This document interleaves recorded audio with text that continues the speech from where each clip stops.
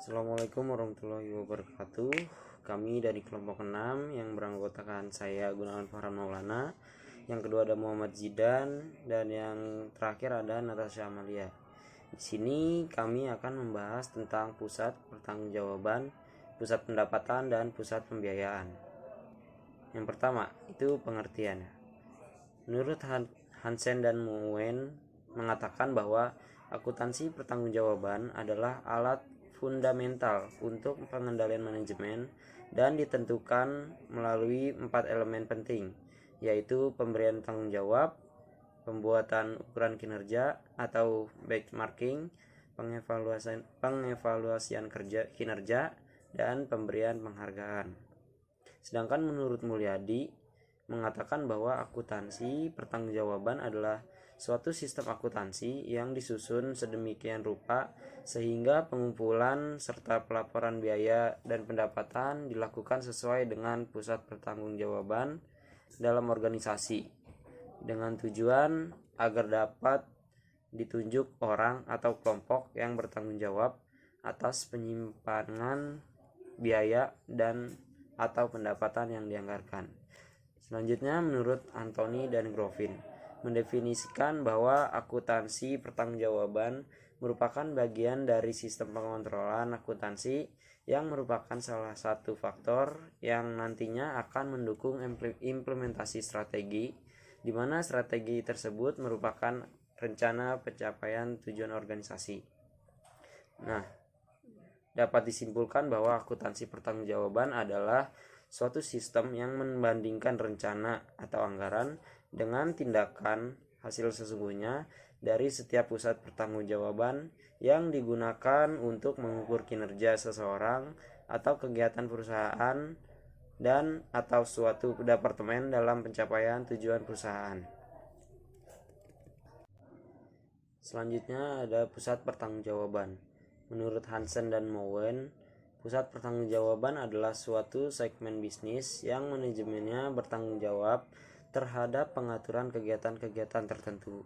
Sedangkan menurut Robert and Anthony dan Vijayji adalah merupakan organisasi yang dipimpin oleh seorang manajer yang bertanggung jawab terhadap aktivitas yang dilakukan. Jadi kesimpulannya adalah bahwa setiap pusat pertanggungjawaban dipimpin oleh seorang manajer yang mempunyai wewenang dan tanggung jawab atas unit yang dipimpinnya sesuai dengan ketentuan yang ditetapkan oleh organisasi yang bersangkutan. Selanjutnya masuk ke hubungan antara input dan output. Yaitu manajemen bertanggung jawab untuk memastikan hubungan yang optimal antara input dan output. Di sejumlah pusat tanggung jawab, hubungan itu bersifat timbal balik dan langsung. Akan tetapi, dalam sejumlah situasi, input tidak secara langsung berkaitan dengan output yang dihasilkan. Misalnya seperti di departemen produksi, input bahan baku menjadi bagian fisik dari barang jadi. Nah, di sini pengendalian fokus pada penggunaan input minimum yang dibutuhkan untuk memproduksi output yang diperlukan menurut spesifikasi dan standar mutu yang benar, tepat waktu, dan sesuai dengan jumlah yang diminta. Selanjutnya adalah efisiensi dan efektivitas. Konsep input, output, dan biaya bisa digunakan untuk menjelaskan makna dari efisiensi dan efektivitas, yang merupakan dua kriteria di mana kinerja pusat tanggung jawab itu dinilai. Efisiensi ini diukur dengan cara membandingkan biaya aktual dengan standar, di mana biaya-biaya tersebut harus dinyatakan dalam output yang diukur. Nah, sedangkan efektivitas ditentukan oleh hubungan antara output yang dihasilkan oleh suatu pusat tanggung jawab dengan tujuannya. Nah, semakin besar output yang dikontribusikan terhadap tujuan, maka semakin efektif juga unit tersebut. Karena baik tujuan maupun input sangatlah sukar dikuantifikasi. Efektivitas cenderung dinyatakan dalam istilah-istilah yang subjektif. Nah, dalam metode efisiensi ini memiliki kelemahan utama. Yang pertama itu, yang tercatat bukanlah tolak ukur atas sumber daya yang sebenarnya digunakan. Yang kedua, standar pada hakikatnya merupakan perkiraan tentang apa yang idealnya harus tercapai dalam kondisi yang ada. Manfaat pusat pertanggungjawaban. Sistem pengendalian manajemen harus didukung dengan struktur organisasi yang baik. Organisasi merupakan kumpulan dari berbagai pusat pertanggungjawaban dengan tujuan yang pertama menyusun perencanaan, proses pelaksanaan, alat pengendalian dan penilaian kinerja perusahaan. Yang kedua, menyusun tugas dan tanggung jawab yang jelas antara karyawan dan departemen dalam perusahaan. Yang ketiga, mendelegasikan tanggung jawab dan wewenang kepada karyawan dan departemen yang memiliki keahlian dan kompetensi. Yang keempat, memudahkan untuk mencapai sasaran organisasi. Dan yang kelima, menumbuhkan motivasi terhadap unit bisnis untuk meningkatkan kreativitas dan inovatif. Yang keenam, melaksanakan pengendalian pelaksanaan strategi manajemen secara efektif. Jenis-jenis pusat pertanggungjawaban. Ada 4 tipe pusat pertanggungjawaban yang didasarkan kepada sifat masukan dalam bentuk biaya dan sifat keluaran dalam bentuk pendapatan ataupun secara bersama-sama, yaitu pusat pendapatan, pusat biaya, pusat laba, dan pusat investasi. Pusat pendapatan atau revenue center. Pusat pendapatan adalah pusat pertanggungjawaban yang keluarannya diukur dalam satuan moneter, sedang masukannya tidak dihubungkan dengan keluarannya. Masukan pusat pendapatan tidak dihubungkan dengan pendapatannya karena kedua hal tersebut pada umumnya memang sulit untuk dihubungkan, sehingga tidak dapat dihitung labanya. Pusat pendapatan mempunyai karakteristik yang pertama, unit pemasaran atau penjualan yang tidak mempunyai tanggung jawab atas harga pokok penjualan barang-barang yang dipasarkan. Yang kedua, penjualan atau pesanan aktual diukur dengan anggaran atau kuota. Yang ketiga, manajer dianggap bertanggung jawab terhadap biaya langsung di dalam unit organisasinya, tetapi tidak diukur. Anggaran penjualan. Anggaran penjualan merupakan alat dan peta untuk mencapai angka penjualan yang sudah ditargetkan dan disepakati oleh organisasi. Penyusunan anggaran penjualan harus memberi tantangan untuk departemen penjualan yang artinya anggaran penjualan yang tidak konservatif atau anggaran penjualan yang sangat optimis sehingga susah dicapai. Anggaran penjualan yang terlalu konservatif menyebabkan departemen penjualan merasa tidak memerlukan kreativitas dan inovasi, sedangkan anggaran penjualan yang terlalu optimis mengakibatkan departemen penjualan yang tidak dapat mencapai sasaran anggaran perencanaan sehingga sasaran laba perusahaan tidak tercapai. Metode penyusunan anggaran. Perusahaan menyusun anggaran penjualan dapat digunakan metode sebagai berikut. Metode non-kuantitatif yang ada 5.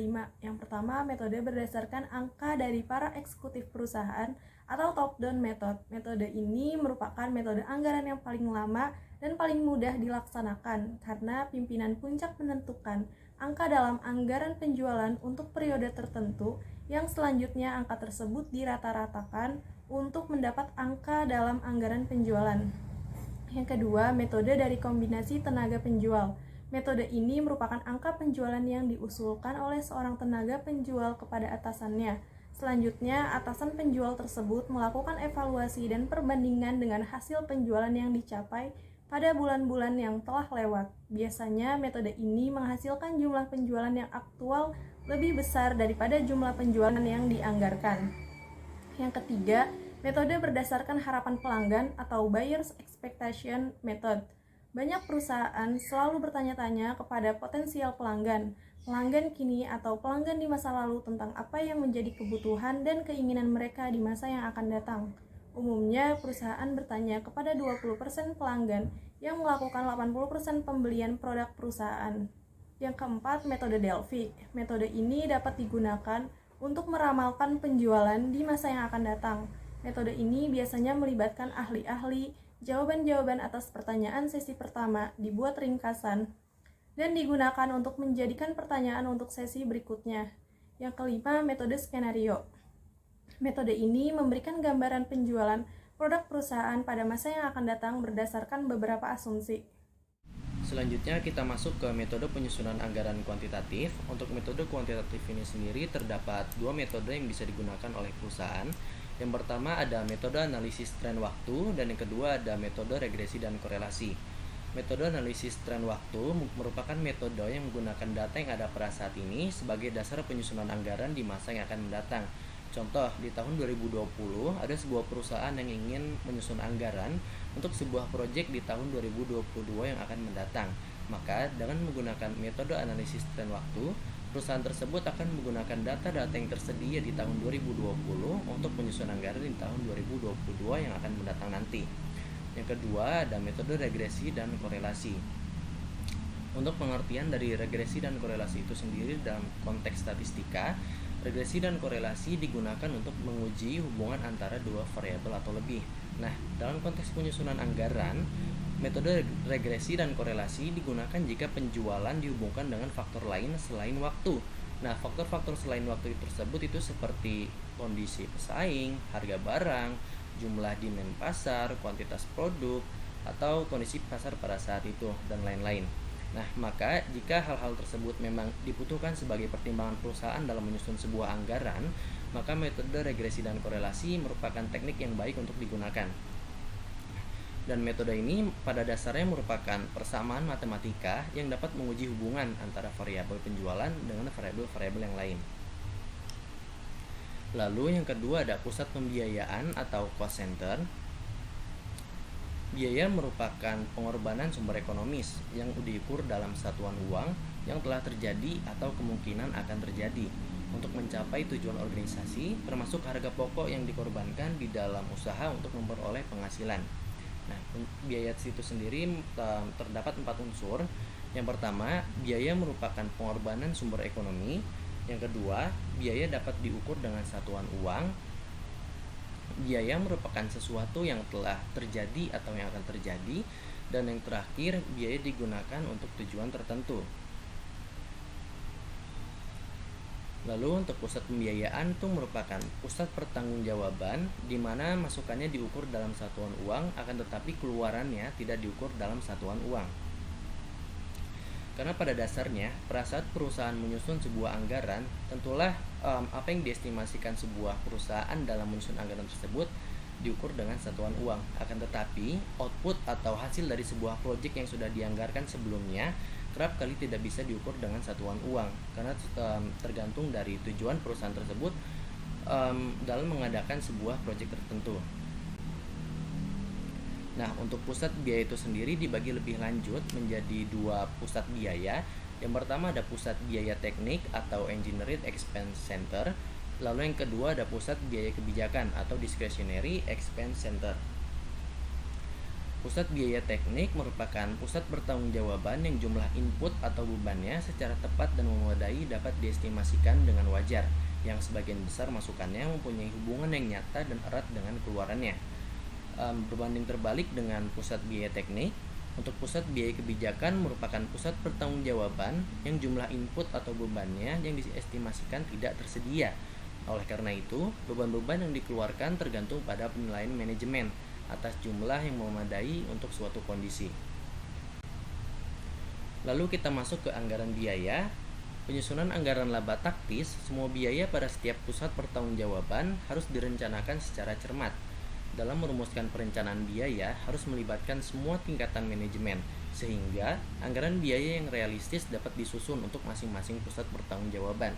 Untuk penyusunan anggaran biaya untuk setiap pusat pertanggungjawaban yang baik, maka kegiatan-kegiatan harus direncanakan terlebih dahulu. Untuk anggaran-anggaran itu sendiri terbagi menjadi 4 jenis. Yang pertama ada anggaran bahan baku. Anggaran bahan baku merupakan penyediaan bahan dengan kuantitas dan kualitas yang disyaratkan dan pada waktu dan tempat yang diperlukan dalam proses produksi, yang berarti bahwa bahan baku yang diperoleh tidak boleh berlebihan jumlahnya dan mestinya dipertanggungjawabkan secara penuh dan dipergunakan sesuai dengan kebutuhan. Yang kedua ada anggaran tenaga kerja langsung, merupakan pembayaran upah kepada karyawan yang langsung berkaitan dengan hasil produksi produk tertentu. Nah, seperti pada anggaran bahan baku, biaya tenaga kerja langsung juga dapat ditelusuri dari produk yang dihasilkan. Penjumlahan dari biaya bahan baku dengan upah tenaga kerja langsung sering disebut biaya pokok atau prime cost. Lalu yang ketiga ada anggaran biaya administrasi dan umum. Biaya administrasi itu meliputi biaya-biaya operasional yang bukan merupakan biaya produksi dan distribusi. Pada umumnya, biaya administrasi dan biaya umum dikeluarkan dalam rangka pengawasan dan pemberian jasa kepada semua fungsi utama perusahaan dan bukan dalam rangka pelaksanaan salah satu fungsi tertentu. Lalu yang keempat ada anggaran biaya kebijakan. Anggaran biaya kebijakan adalah anggaran yang digunakan untuk pusat pertanggungjawaban biaya yang sebagian besar masukannya tidak mempunyai hubungan dengan keluarannya. Mungkin cukup sekian pemaparan materi dari kelompok 6 mengenai pusat pertanggungjawaban, pusat pendapatan, dan pusat biaya. Sebelumnya kami mohon maaf apabila terdapat kesalahan baik itu dalam tutur kata maupun dalam perbuatan, dan besar harapan kami bahwa pemaparan materi kami di atas tadi dapat membantu teman-teman dan membuka wawasan tentang kita semua akan materi ini. Kurang lebihnya mohon maaf. Wabillahi taufiq wal hidayah. Wassalamualaikum warahmatullahi wabarakatuh.